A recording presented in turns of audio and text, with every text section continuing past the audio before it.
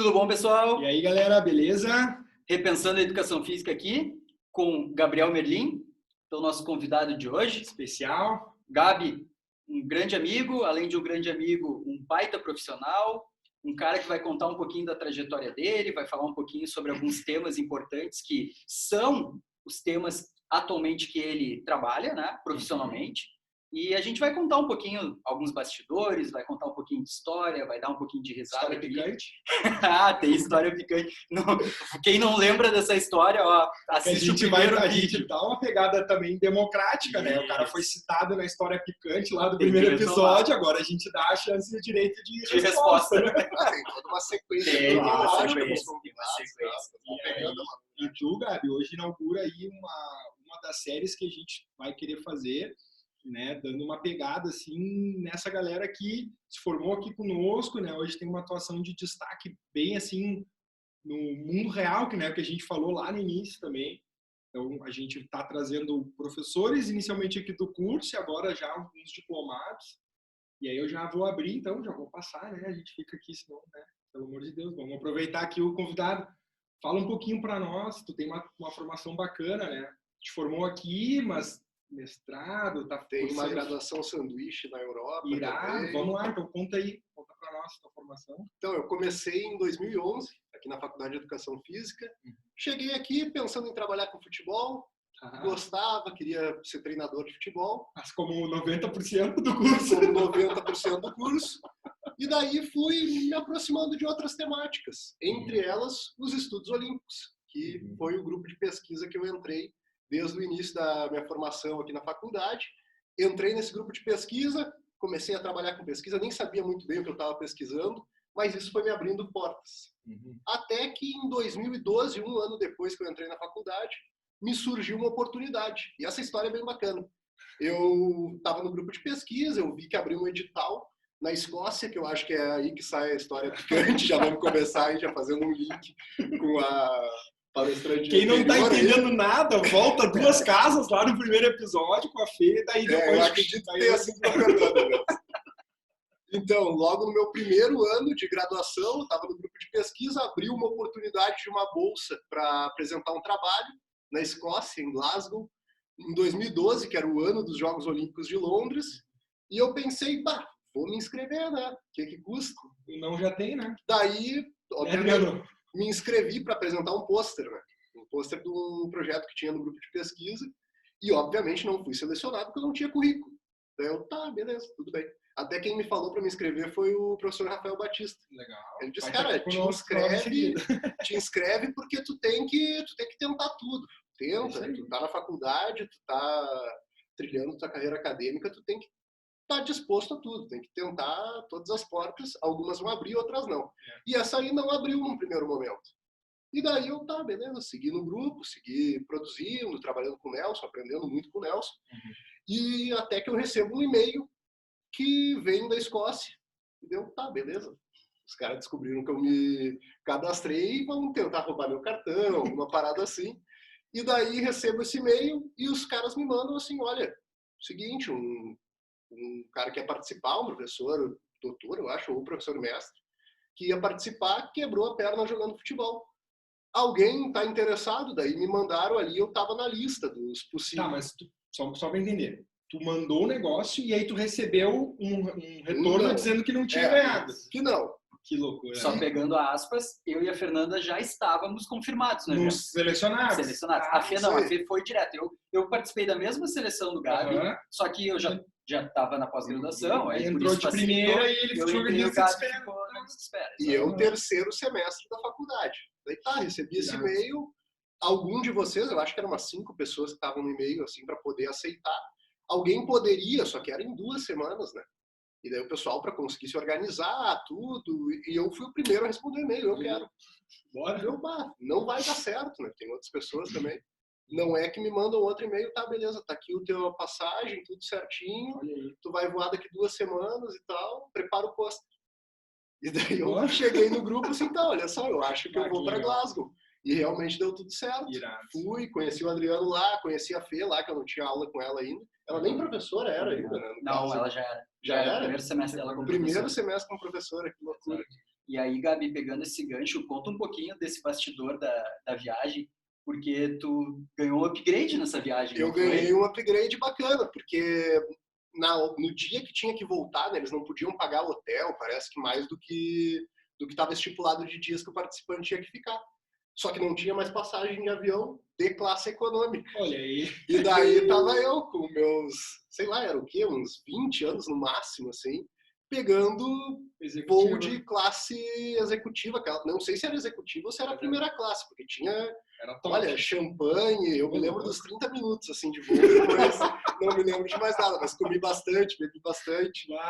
E o cara que sentou do meu lado, o senhor que sentou do meu lado, ele estava conversando com ele, assim, e o cara estava participando de uma releitura da Torre Eiffel, que eles estavam fazendo alguns testes ali para, sei lá, só para ver como é que estava a torre e tudo. Não entendi muito bem, porque meu inglês ainda não era muito bom naquela época. E o cara perguntou: o que tu faz? Eu faço nada. Tenho sorte, tenho muita sorte. Tenho muita sorte. Mas a sorte só vem para quem tá lá e se expõe para isso. Se tu não tá ali, não tem sorte. Mas eu vou pegar essa sorte. E aí a gente vai falar um pouquinho desses bastidores de Glasgow lá, né? E estávamos entre alguns brasileiros e tinha um professor de São Paulo, o Davi. Uhum. Um abraço pro Davi, nunca mais falei com ele, por sinal. Nunca mais falamos com ele. E o Davi tinha recém escrito um livro. Uhum. E estava lá divulgando livros sobre estudos olímpicos e tudo mais. E o Davi faz um sorteio entre todos os bolsistas do evento. Adivinha quem ganhou o sorteio? O cara tem, então, virado para a lua, né? Aí, outro bastidor. Estávamos em um curso de cineantropometria. O Paulo me faz um sorteio entre todos os alunos da turma. Quem vence o sorteio? O homem dos sorteios. Olha, é complicado. Se ele tiver no sorteio... Mega Sena, nem compete. Se ele tiver, nem compete que não vai dar certo. Esse livro eu tenho até hoje, cara. É um livro sobre mega eventos esportivos, assinado pelo professor Davi. Foi uma experiência muito bacana. E aí isso logo no início da tua graduação. Isso logo no início da graduação. Então tu entrou com uma ideia de futebol, não sei o quê, conheceu o Nelson, grupo de estudos olímpicos, aí foi viajar, e aí? E daí, logo que eu comecei no grupo, surgiu essa possibilidade, né, de eu ir para o exterior. Sempre foi meu sonho, eu quero estudar no exterior. Eu já entrei na faculdade pensando nisso. Uhum. Na época tinham muitas bolsas para se estudar para o exterior. Sim. E eu sempre fui muito atrás desse tipo de bolsa. Uhum. E eu vi que o grupo de pesquisa já tinha me aberto uma porta como essa e, cara, eu vou seguir. E o Nelson sempre me falou, o professor Nelson sempre me falou, eu não tenho como te prometer nada, meu irmão, mas as oportunidades estão aí para quem está trabalhando, para quem está correndo atrás do sonho. Uhum. E eu sempre corri atrás junto com ele. E daí surgiu uma outra possibilidade, lá em 2014, se não me engano, 2013 para 2014, segundo semestre de 2013. Do Ciências Sem Fronteiras, que era uma bolsa do governo federal, que tu se inscrevia, só que não tinha educação física nesse edital. Nunca teve. No primeiro não teve, no segundo não teve, no terceiro não teve. E eu sempre fui me inscrevendo e recebendo não, né? Que nem o professor Rafael Batista me disse, tenta, cara. Se não vão te barrar a porta ali, né? Tu diz que é da área da saúde, vai lá, manda currículo. E eu sempre mandei. Eu recebi 3 nãos. Só que daí na 4ª vez, recebi um não de novo. E daí passou um tempinho, era um edital para Portugal, deu alguma coisa que Portugal não poderia mais ir, e as pessoas que estavam selecionadas para Portugal, que eu estava entre elas, só que eu tinha recebido um não porque Portugal não ia aceitar mais, eles pegaram e dividiram entre outros países. Entre eles a Irlanda. Que irado. Daí eu pensei, olha, possibilidade de estudar fora. Tô aqui de bobeira. Sempre foi meu sonho. Tava tranquilo ali de família, tudo, e eu peguei, cara, vou ir. E fiquei 2 anos na Irlanda. 2 anos, Inclusive, outra questão de sorte, tinha que fazer uma prova de inglês antes de ir, para ver se o teu inglês era bom para entrar lá.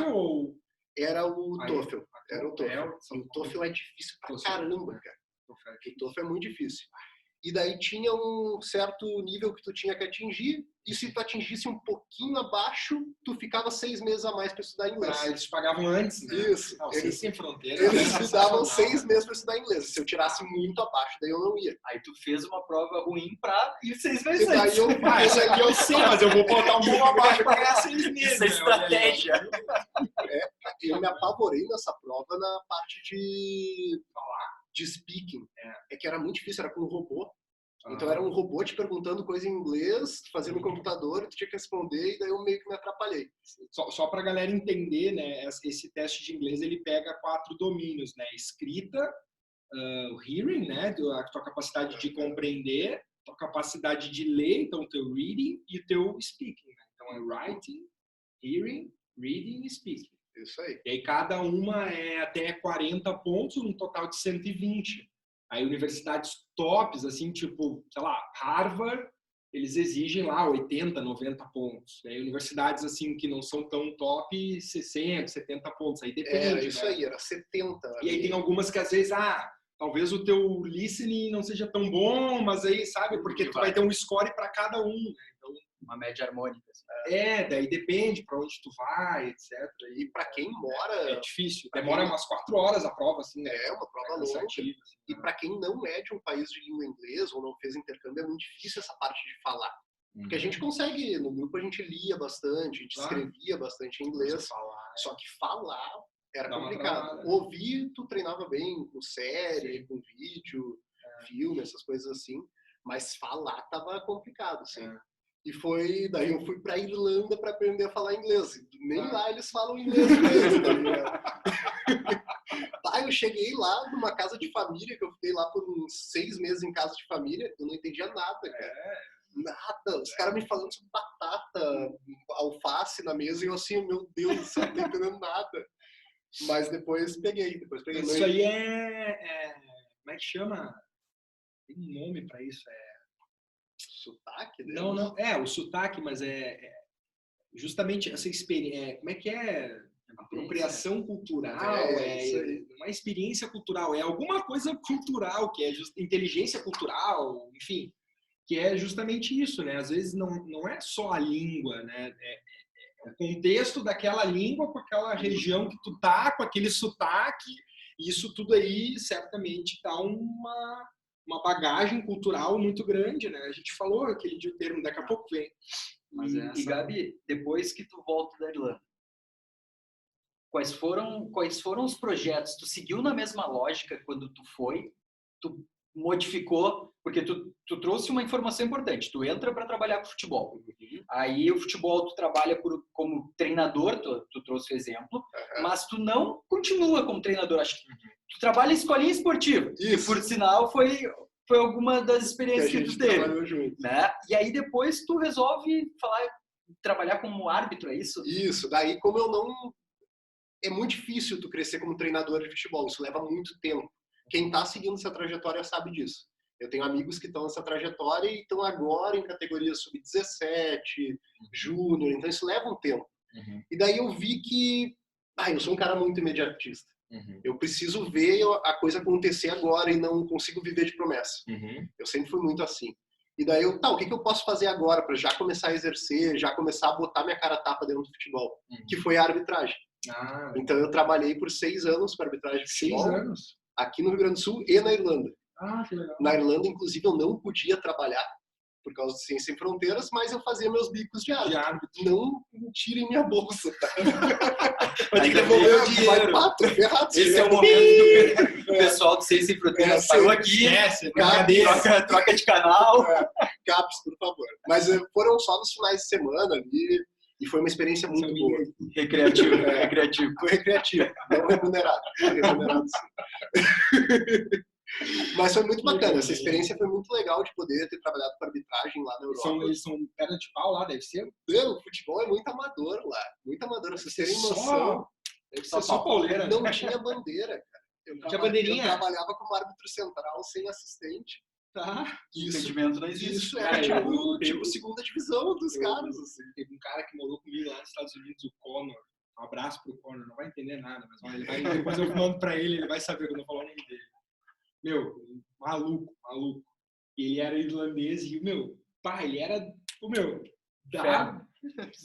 ele era um baixinho assim, troncado e só lenha, só lenha. E ele dizia que na Irlanda era muito físico o jogo. Foi muito engraçado. Força e posição. Eu fiz curso de árbitros lá para poder apitar, né?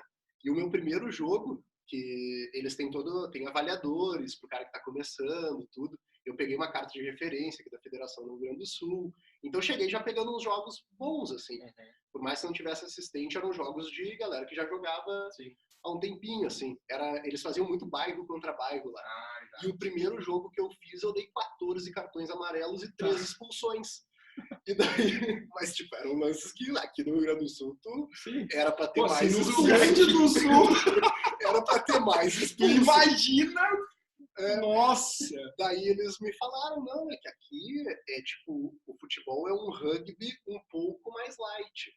Então, assim, tem lances que os caras vão se quebrar, vai sangrar e tu deixa seguir, tá ligado? Tu deixa seguir porque isso faz parte. Daí depois o próximo jogo dei 3 amarelos, daí os caras já gostaram mais de mim. Eles gostam de deixar o jogo correr. 14 cartões. Dava muito sangramento em jogo. Os goleiros, era uma coisa de louco, e não por causa dos chutes da bola. Era porque os caras se batiam mesmo. Eles queriam entrar com a bola com tudo em gol. Era uma coisa de louco, cara. Foi uma experiência muito bacana. E aí, Gabi, tu volta da Irlanda. E aí, até então, escolinha de futebol, arbitragem, estudos olímpicos, e aí? E agora nós vamos chegar no que eu trabalho hoje, tá? A gente só falou sobre coisas que foram construindo a minha formação profissional e acadêmica. Só que vocês vão ver que tudo que eu falei vai acabar se encontrando no meu trabalho de certa forma. Tudo que eu construí até esse momento de voltar da Irlanda foi conexões com pessoas. Foi trabalhar com pessoas, conhecer pessoas de fora do Brasil, de diferentes culturas, religiões. A minha turma de línguas tinha muito árabe, os meus amigos eram muito árabes. Então eu fui convivendo com diferentes pessoas. Isso foi formando uma certa... Tu saber se moldar, tu saber se adaptar e trabalhar com diferentes pessoas. Só que lá na Irlanda, o que aconteceu? Eu comecei a me apaixonar por treinamento físico. Onde eu morava lá, eu dividia a acomodação assim, com diferentes pessoas e entre elas jogadores de rugby. Que legal. E eu tinha um grande amigo lá, o Shane, que ele era jogador profissional de rugby. Imagina o tamanho. O cara era um monstro. Um monstro. E lá eles só treinam perna na musculação. Era impressionante. Os caras só treinavam perna. Aqui é o Doritos, né? Os caras...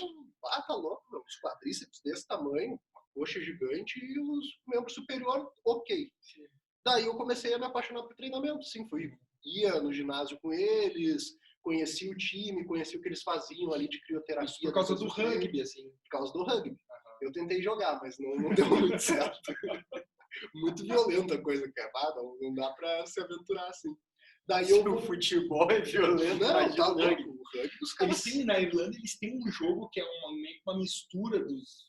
Como é que tem o futebol gaélico. O futebol gaélico. Esse é louco. Aí tu pega assim, ó. Esse é futebol, o rugby, mistura os dois e tira a falta. Tira a falta. E tem umas características de futebol americano que tu pode chutar por cima do gol. Esse aí é pau. Não, esse aí eu tenho uma camisa até hoje. Esse aí é pau. De futebol gaélico de lá. Eles lotam o estádio. Eles lotam. É mais popular que futebol. Futebol, todo mundo lá assiste futebol do Reino Unido. Então minha família de lá era torcedora do Liverpool, fanática. Os times de lá ninguém assiste, só a seleção. E daí é os esportes de lá. Tem futebol gaélico, tem outro... Como é que é o rugby? O rugby é muito forte na Irlanda, né? Eles foram campeão, acho que mundial. Nos Six Nations várias vezes. Não, é muito forte, muito forte. O rugby lá é muito forte. E daí eu fui gostando da preparação física para esses esportes. E daí eu vim aqui pro Brasil depois na volta e já mudou minha cabeça. Já não é futebol que eu quero. Segui com arbitragem de futebol. Só que eu vi que a arbitragem também estava muito difícil de crescer. Era um negócio que tu tinha que ficar anos sem nenhum tipo de garantia de que tu ia ir longe. E daí eu comecei a ir pro treinamento. Comecei a pegar alguns alunos de personal, aos pouquinhos. Fui me especializando nisso. Me formei, fiz pós-graduação. Então, tudo eu fui construindo depois mais voltado para musculação. E é isso que eu trabalho hoje. É bem com musculação. 100% do meu trabalho hoje é voltado para musculação. E é uma área que eu gosto muito. Assim, eu me apaixonei total depois que eu voltei. Perfeito. E aí, tu tem dois caminhos aqui, né? O treinamento de uma maneira mais globalizada, no sentido para musculação, para indivíduos praticantes, para indivíduos com doenças crônicas, para indivíduos comuns, gerais. E tu tem também a parte do fisiculturismo, que talvez seja uma das vertentes mais conceituadas da tua parte, neste momento, assim, né? Que normalmente, se a gente fala sobre o Merlin, em algum momento, o fisiculturismo acaba entrando em pauta. Por tu ter sido um atleta, né? Por ter competido e também por estar hoje figurando como um treinador de atletas. E um dos tópicos que eu queria iniciar a discussão, Gabi, é no sentido assim, tu defende muito a bandeira do fisiculturismo limpo, né? Sem utilização de recursos ergogênicos. Fala um pouquinho dessa luta na modalidade, principalmente, os benefícios disso, os problemas da utilização de esteroides, enfim. Deixa eu só complementar antes, assim, de repente, talvez começar contando também um pouco a diferença, assim, de musculação para fisiculturismo, aí eu acho que, né, eu não sei exatamente, assim, a diferença, a modalidade, né? Eu acho que é legal só a gente situar como que o fisiculturismo entrou na minha vida. Só para não chegar do nada aqui falando de bodybuilding, esteroides, atletas limpos. Vamos botar uma imagem do Gabriel antes do fisiculturismo para vocês verem. Nossa, tem uma com uma cervejinha na mão em Barcelona, que é uma coisa de louco. Eu era muito franguinho. Eu já tive muitas fases, né? Eu já fui obeso, já fui muito pequenininho, já fui bem grandão, assim, agora eu tô meio termo, assim. Mas como é que o fisiculturismo entrou na minha vida? Foi lá na Irlanda mesmo, eu comecei com essa ideia, porque eu vi os caras treinando pesado, só que lá é muito do powerlifting, né? Do levantamento de peso. E eu comecei a gostar da parada mais voltada pro estético, pro fisiculturismo, e comecei lá a me preparar. Só que fazia muita coisa errada. Sim. Lá eu comia da minha cabeça, as coisas, acabei ganhando muita gordura e pouca massa magra porque eu ganhei de gordura. E quando eu voltei pro Brasil, agora eu vou competir. Isso era 2016. 2015 e eu comecei a competir em 2016. Daí peguei uma nutricionista para me acompanhar, um treinador para me acompanhar. E comecei a competir em 2016. Tive bons resultados a nível nacional e nível estadual. Nenhum título, mas tipo, vários top 2, top 3, que são resultados bons, considerando os campeonatos que eu fui. E tive uma ascensão como atleta. Só que daí eu comecei a ver um outro lado. Como eu trabalhei muito com estudos olímpicos, a parte ética do esporte, a parte da filosofia do esporte, eu comecei a ver que tem muita coisa legal no fisiculturismo, que é a parte de superação, disciplina. O atleta de fisiculturismo, ele vive 24 horas por dia, 365 dias por ano, o esporte dele. É tu não poder comer uma coisinha fora que isso vai estragar todo o teu protocolo, porque o teu esporte está no teu corpo. Não é um jogador de futebol que pega ali, joga, treina, chuteirinha pendurada, vai para casa, pode tomar sua cervejinha, pode ir para festa, pode viver fora do esporte. O atleta de fisiculturismo não. Tem que ter a disciplina 100% regrado. 100% regrado. E é impressionante. Está cada vez mais esse 100% passando de 100%. Sim. Então os atletas estão cada vez mais disciplinados. E isso é algo muito bom do esporte. Só que, como a gente sabe, tem um outro lado que é o uso de substâncias. E esse uso de substâncias a gente não pode generalizar. Então existe um uso ok, digamos assim, para níveis de saúde que tu não vai extrapolar. Claro, tu vai pegar uma pessoa normal, uma pessoa que é atleta, qualquer uso para uma pessoa normal é algo absurdo. Só que para um atleta, um uso pequeno talvez não seja tão agressivo comparado a atletas mais pesados, que usam substâncias em maior quantidade. E o que a gente estava vendo no esporte era que as pessoas que estavam chegando no esporte já estavam usando muita quantidade de hormônio. E o treinamento e a dieta ficavam um pouquinho mais abaixo. Entendi. Então o cara já chegava no esporte, ele já era apresentado com uma cartela de hormônios gigantesca, e a dieta e o treinamento ficavam um pouco de lado. Então eu comecei a olhar isso e não é bem por aí, isso é perigoso. O resultado para o esporte, a curto prazo, beleza, a gente vai ter corpos muito bonitos. Mas o que vai acontecer daqui 20 anos? Saúde, né? Então a gente começa a pensar um pouquinho fora da visão, fora do alcance, né? Sim. Então o que eu comecei a ver é que havia um abuso. E daí eu resolvi testar uma atleta que não fazia uso de esteroides. A minha esposa hoje, ela ainda compete natural, mas a gente começou esse projeto lá em 2019, início de 2019, para ela começar a se preparar natural. E daí a gente fez isso por um campeonato, fez 2, fez 3, no terceiro campeonato dela ela ganhou natural. Primeiro campeonato pegou um top 3, segundo pegou um top 3, e no terceiro ela conseguiu ganhar sem uso de esteroides, porque a gente priorizou outros pontos. Daí muitas questões relacionadas à musculação mesmo. Questões de mobilidade, questão de alongamentos, pensando um pouco fora da curva, fora só do treino, assim. Então, quando tu tem um atleta que ele tem muita massa muscular, mas ele não tem flexibilidade, as poses desse atleta não ficam tão boas. E daí um atleta não tão grande, mas que tem mais flexibilidade, ele encaixa na pose melhor. Então a gente bateu muito forte nisso. Entendi. E ela ganhou de atletas que tinham muito mais massa muscular que ela, só que ela se mostrava muito maior que esses atletas no palco. Então, deixa eu só ver se eu entendi. O que tu tá dizendo, em outras palavras, é que o treinamento agregado com outras coisas superou o uso de substância. No caso dela, sim. No caso que a gente tem prático aí com o resultado foi... Conseguiram chegar no resultado sem o uso de substância em função de agregar alimentação, isso aí, mobilidade, alongamento, com profissionais. É que pegando isso, né, Gabi? Isso é legal porque, assim, isso mostra uma vertente de que eu não preciso, teoricamente, utilizar recursos ou substâncias para ter o resultado final, que é o título, por exemplo, daquela competição. E que assim, de forma bem clara, né? A gente sabe que tu vai ter um benefício, né? Tu vai ter vantagens se tu usar. A questão é, isso não é saudável, né? Então, tu vai usar pelo resultado, né? Que é uma discussão que a gente sempre tem, né? Pô, hoje em dia, né? As pessoas têm acesso, né? E as pessoas, muitos amadores usam em vários lugares, né? Mas a questão é, e a saúde?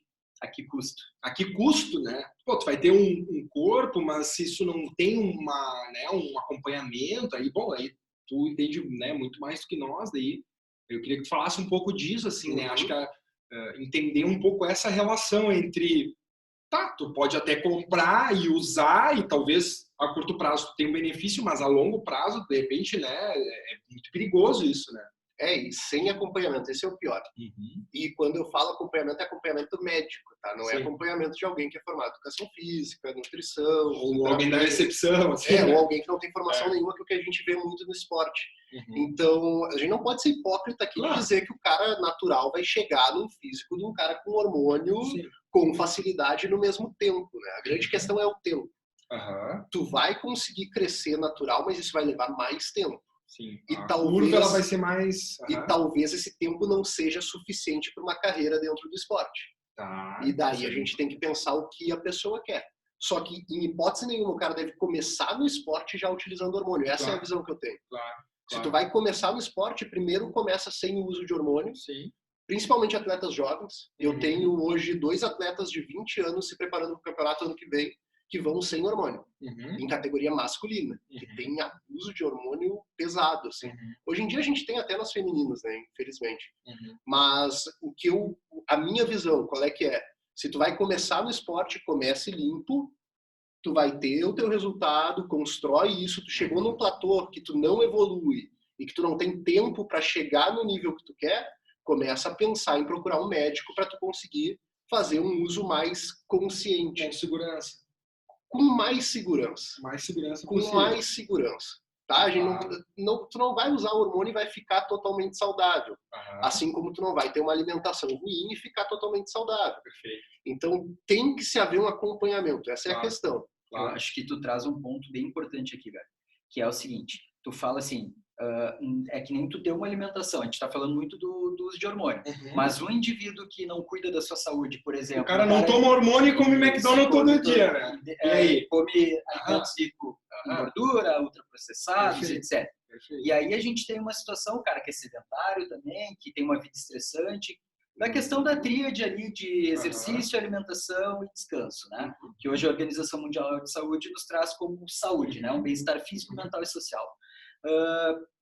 Da mesma forma que tem prejuízos isso para a saúde, a utilização dos recursos, que nem acho que tu usa bem, não é a questão de segurança, né? Ser seguro, não é seguro, ponto.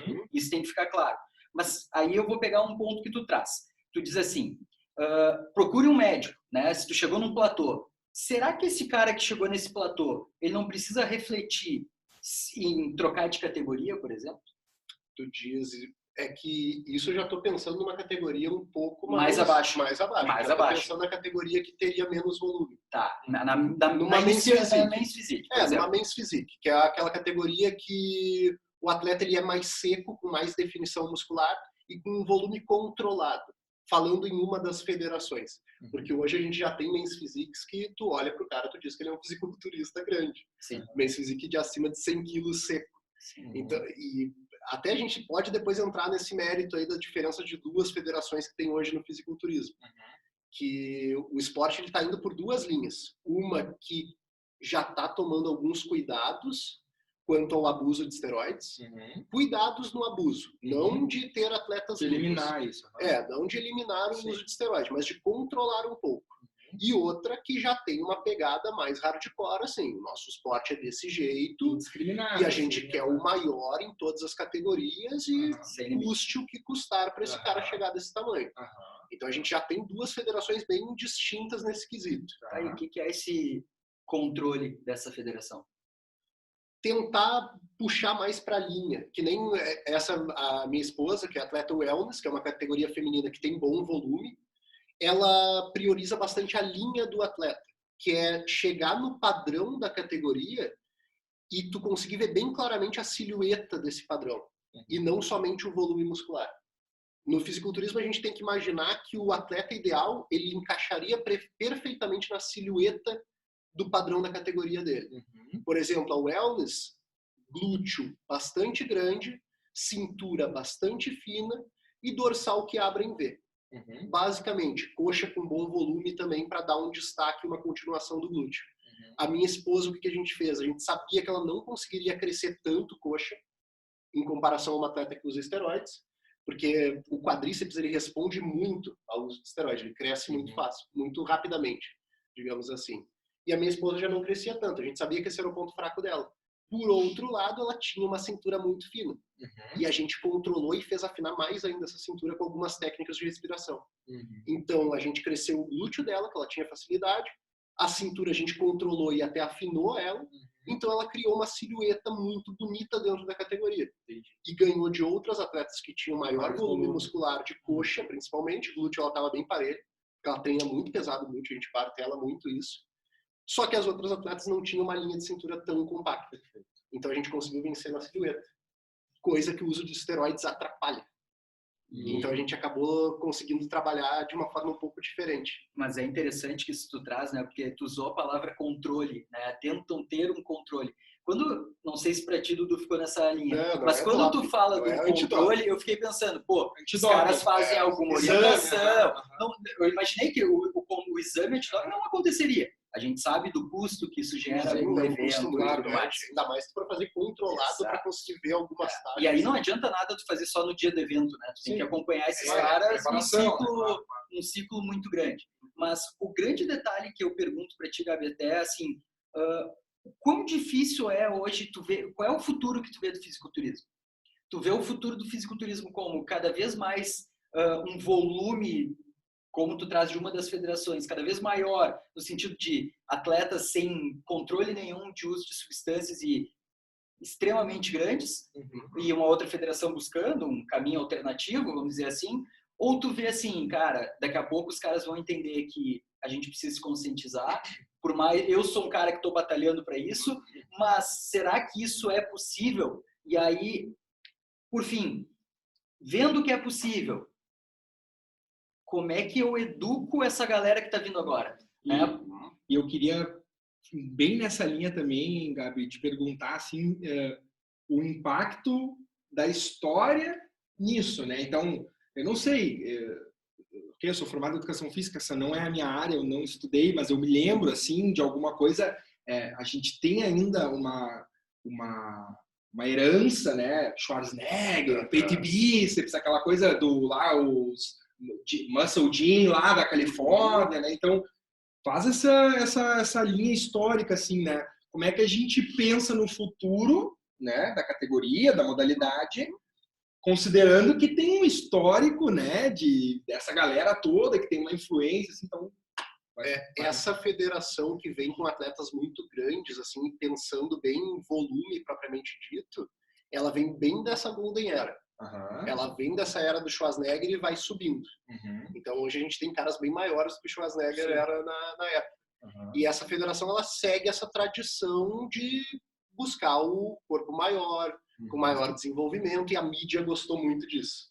É muito mais comercial os caras que são freak show, assim, de caras muito grandes em volume muscular. Então, eu gostaria de te responder de uma forma, mas eu vou ser bem sincero. O que eu vejo hoje é essa federação que prioriza muito o volume muscular, os corpos muito volumosos, e que acaba vindo junto com o excesso, o abuso de esteroides anabolizantes. Essa federação está muito mais midiática hoje. Então, o que se está vendendo muito a imagem do esporte é essa imagem de volume a todas as custas, hipertrofia a todas as custas. Só que o que essa mídia não mostra é que a gente tem muito atleta tendo problema cardíaco antes dos 40 anos. Eu tenho amigos que passaram por isso recentemente aqui no Rio Grande do Sul. E isso é complicado. Isso é complicado porque é bonito, é legal de se ver na TV. É show, é um espetáculo.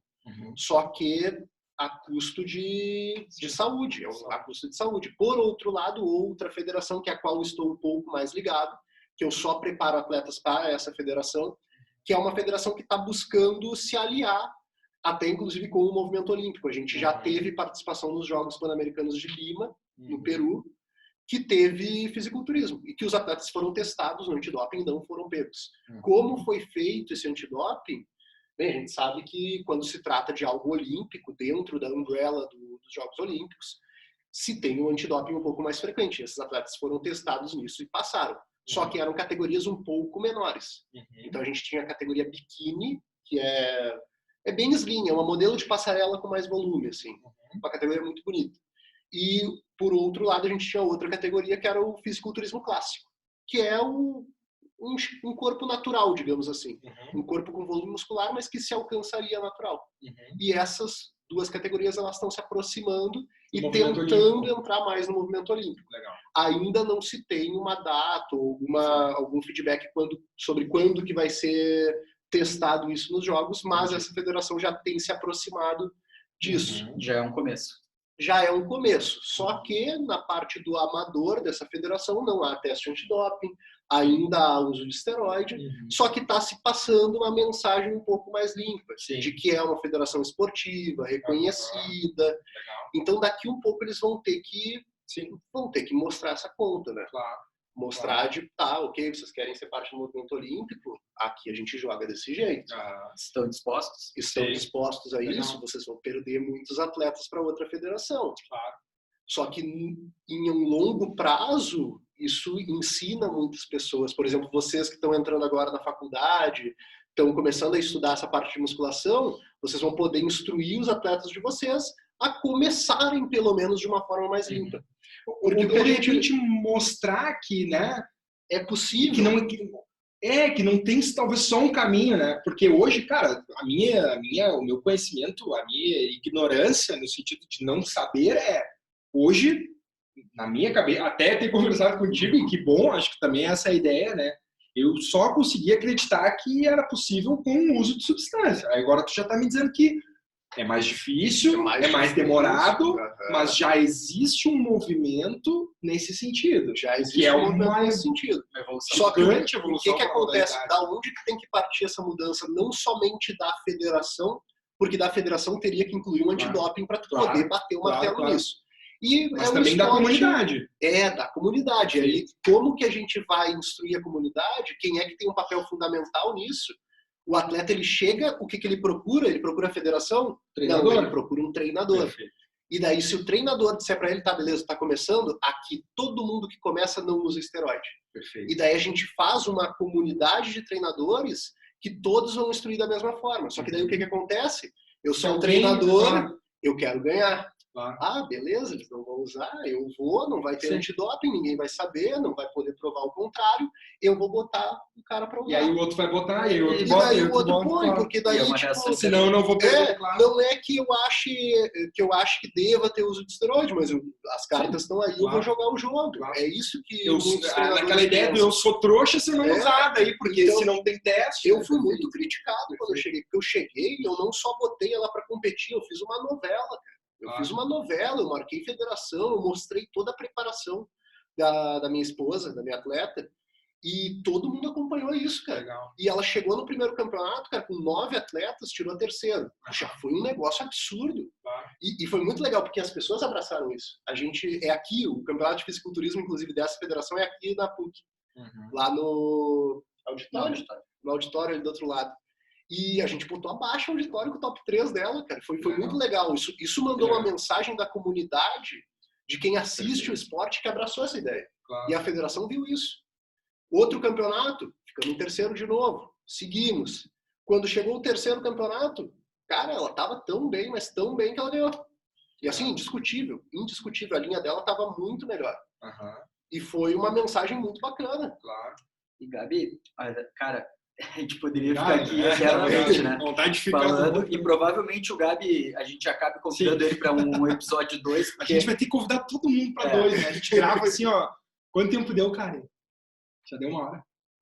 40 minutos. Vamos ter que fazer assim, ó, 40, 45, e aí já imediatamente após marcar como é que é? Segundo, episódio 2. Side story, assim, né?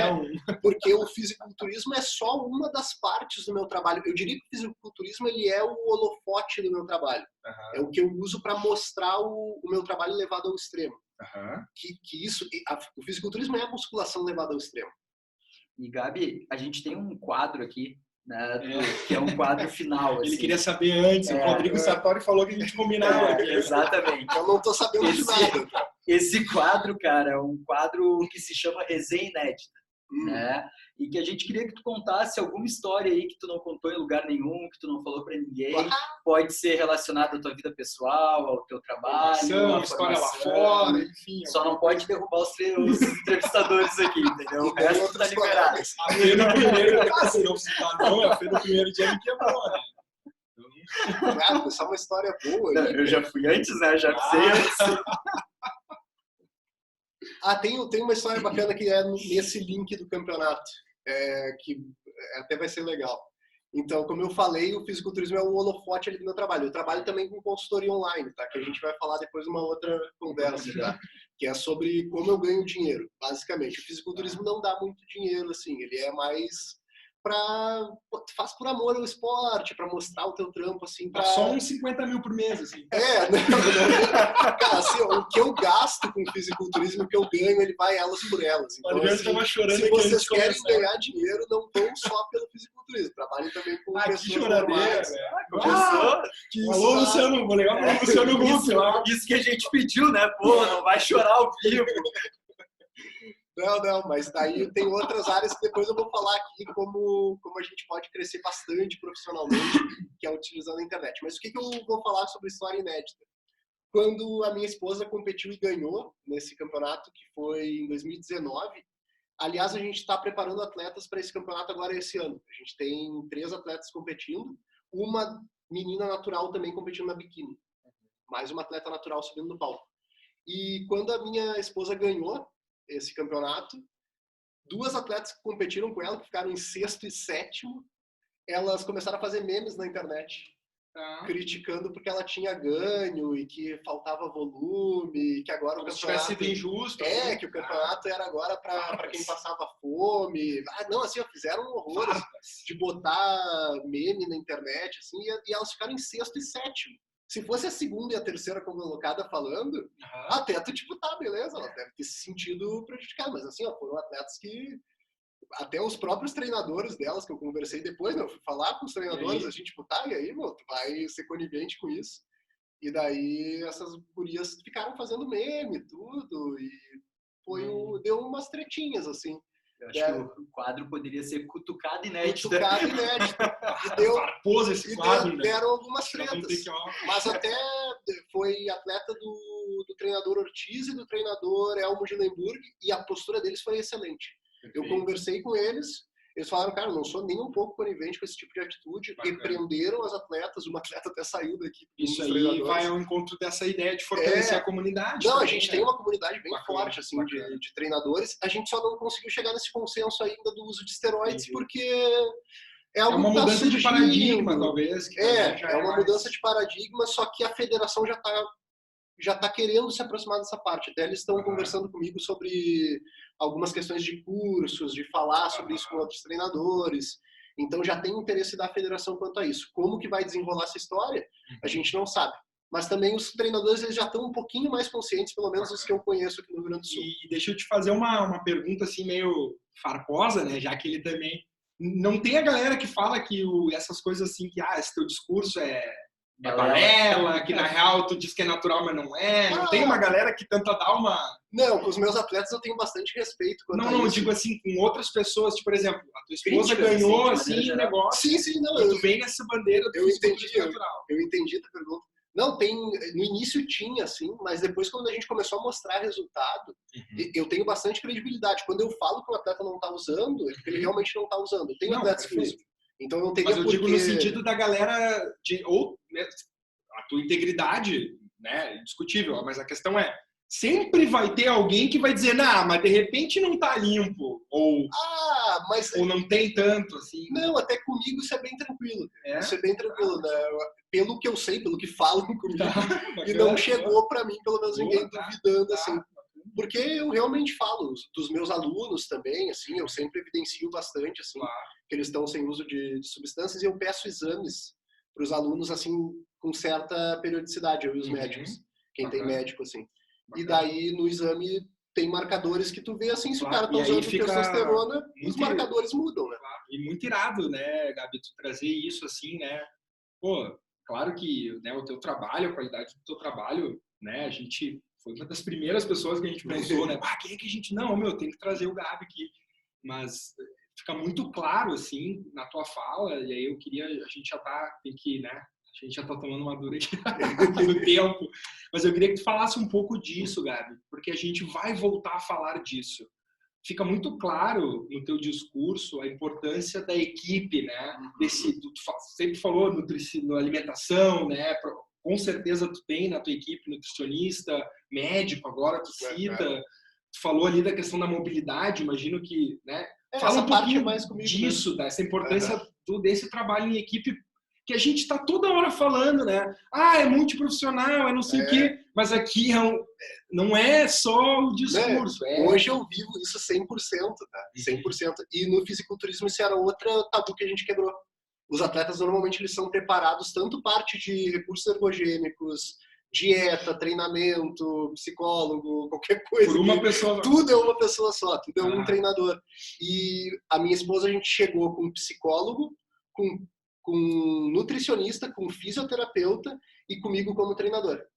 Médico, no caso, ela não tinha ainda um médico fixo, pegou depois do campeonato. Mas como não tinha uso de esteroide, a Nutri mesmo pegava os exames ali para ver tudo tranquilo.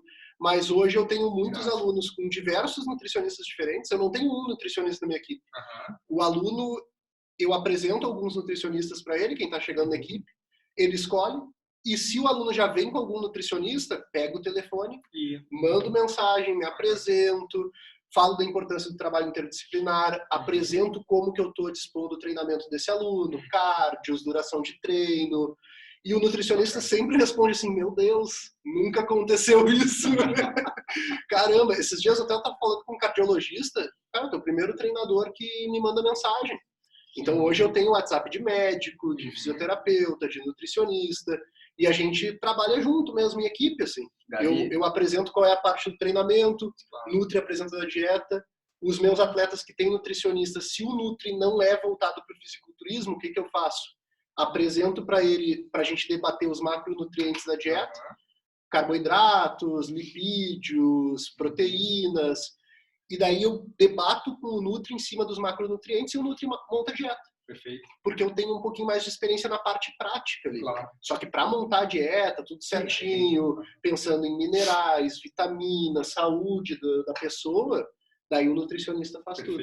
E só para finalizar, pegando esse gancho, é exatamente isso que a gente frisa com os alunos o tempo inteiro.